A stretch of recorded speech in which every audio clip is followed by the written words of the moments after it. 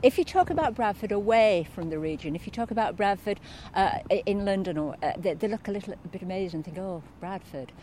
But if you describe what Bradford's really like, it's 60% rural. It's got the trees, we've got the fields, but we've also got the historical remains of the industry, and that's Lister's Mill.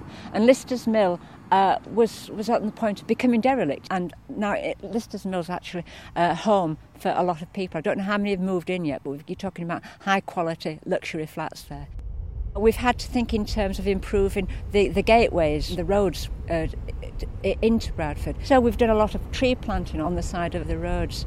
We've had to put a lot of money into street cleaning, because there's nothing impacts so much on anyone as much as litter.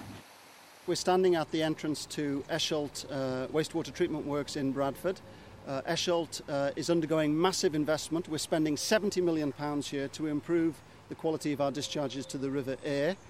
And as you can see, the River Aire is one of Yorkshire's premier rivers, and we're hoping certainly that by the time our work is done, we will see the return of salmon and kingfishers and other aquatic invertebrates along the riverbanks. We generate getting on for half of the electricity that we use at this site through the sludge digestion process and by running combined heat and power engines. And again, we've brought new technology to bear there by using an ultrasonic system to generate more biogas, more methane, to create more gas. We've put a lot of care and a lot of effort into the parks, and one particular park is Lister's Park, and that particular park has won I can't tell you how many awards. Look at the colours of the trees and things. They're lovely, splendid walks that are around. The avenues, I mean, there's along the top there and across the bottom there.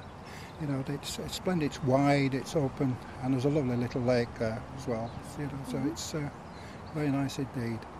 It's a nice park. We come here, a few friends, every regular walk every morning and sit like we sit in there today and have a fresh air. It's nice. It only takes like a few minutes in a car to drive before you're out in the country. Like there's Haworth and there's some really beautiful places that are just tucked away that nobody knows about actually, that are so lovely.